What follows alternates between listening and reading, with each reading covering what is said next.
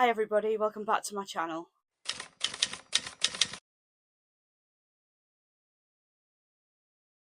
So in today's video what I'm going to be doing is letting the alphabet pick my May TBR. So I did this video a couple of months back and I went up to the letter E. So I will be starting today's video using the letter F and then I'll go F, G, H, I, J. So the next 5 letters in the alphabet. So yeah, that's what I'm going to be doing. So let's get into it.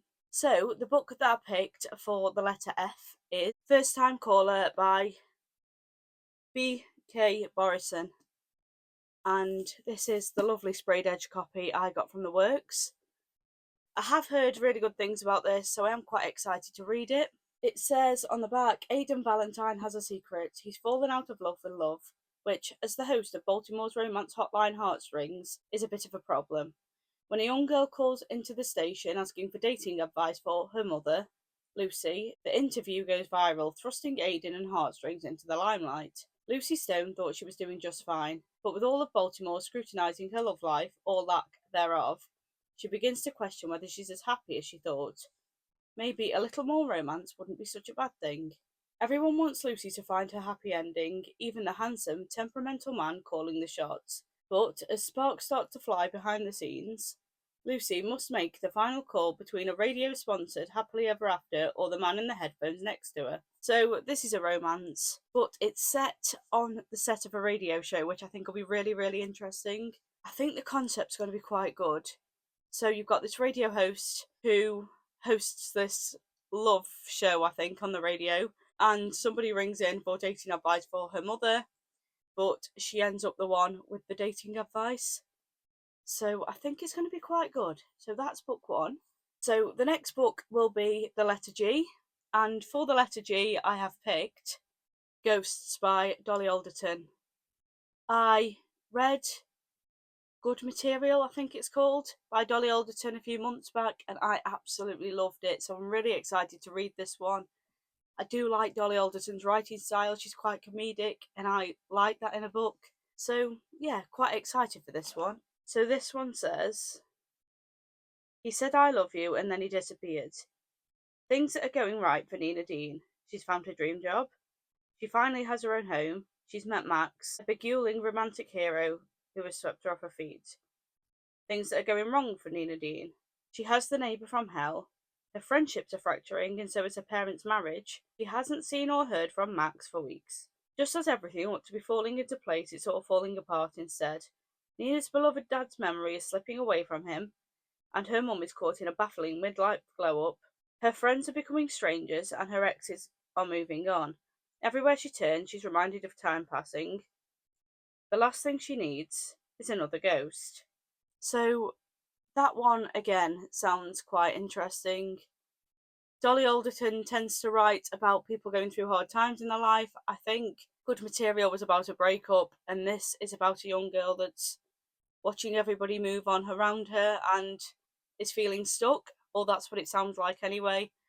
I'm really excited to read it, like I say. This one has been on my TBR for a little while, so it'll be a good time to read it, I think. So yeah, this was for the letter G and book 2 on my May TBR.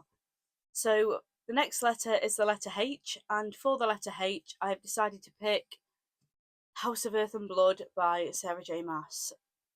I really need to start Crescent City. I finished Throne of Glass a couple of months ago and I want to get into this while Throne of Glass is still quite fresh in my mind. So I think now is quite a good time to start.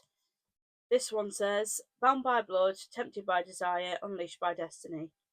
Bryce Quinlan loves her life. Every night is a party and Bryce is going to savour all the pleasures Lunithian, also known as Crescent City, has to offer. But when a brutal murder shakes the very foundations of the city, Bryce's world comes crashing down. 2 years later, Bryce still haunts the city's most notorious nightclubs, but seeking only oblivion now. Then the murderer attacks again, and when an infamous fallen angel, Hunt Athalar, is assigned to watch her every footstep, Bryce knows she can't forget any longer. As Bryce and Hunt fight to reveal the mystery and their own dark pasts, the threads they tug ripple through the underbelly of the city, across warring continents and down to the deepest levels of hell, where things that have been sleeping for millennia are beginning to stir. So I've heard mixed reviews about this. Some people love Crescent City, some people hate it. So I'm curious to see where my opinions fall. So yeah, there's that one. This is the letter H and book 3 for the month of May. The next letter is I, and for the letter I have decided to pick Ink Blood Sister Scribe by Emma Tors. And I bought this one on holiday last year. It's been on my TBR for quite a while, nearly a year now, and it was recommended to me by the lovely lady in Waterstones on my holiday, and I've just not got round to reading it yet, so I thought, what better time than now? So I decided to pick this one. And this one says, deep in the woods of Vermont is a house nobody can find, a house where Joanna Calate lives alone, protecting a collection of rare books. But these aren't ordinary books, they are books of ancient magic containing spells written in blood. Joanna's estranged older sister, Esther, is constantly on the move, attempting to outrun the deadly magic that killed her mother. Now camped out in an isolated research base in Antarctica, Esther has finally found a sense of happiness and belonging. But when she finds blood on a mirror, she knows she's being watched and hunted. But by who? All she knows is that she, Joanna, and the books they protect are in terrible danger. So, this one again sounds like it's got a really interesting concept. There's a lot of magic in it. I think it's quite fantasy heavy from what the lady in Waterstones told me, but I am really, really excited to read this one. I just think it's going to be a good one to read in May. So I thought this one would be a good one for the letter I, and yeah, I'm really excited for it. So for book 5 and for the letter J, I have decided to pick Juniper and Thorn by Ava Reid. Again, this one's been on my TBR for the longest time, probably well over a year now, and I heard good things about it online, so I decided to get it on my Kindle. Again, I've just not got round to reading this one yet. I am quite a mood reader, so I'll read a book when I'm in the mood for it, if that makes sense, and I've just not been in the mood for this one, but I think that May is a good time to read it. So yeah, and this one says, a gruesome curse, a city in upheaval, a monster with unquenchable appetites. Marlinchen and her sisters are the last true witches in a city shifting from magic to industry. Viewed as little more than tourist traps, they spend their days treating clients with archaic remedies and nostalgic charm, while attempting to placate their tyrannical xenophobic wizard father, who keeps his daughters locked away in their crumbling home. But at night, they sneak out to revel in the city's thrills, particularly the recently established ballet theatre, where Marlinchen meets a dancer who quickly captivates her heart. But as their late-night trysts grow more fervent and frequent, so does the threat of her father's rage. And while their city flourishes, a monster lurks in its midst, born of intolerance and resentment and suffused with old-world power. So again, I think this one's going to be quite fantasy-heavy. It is quite a fantasy-heavy month, I think.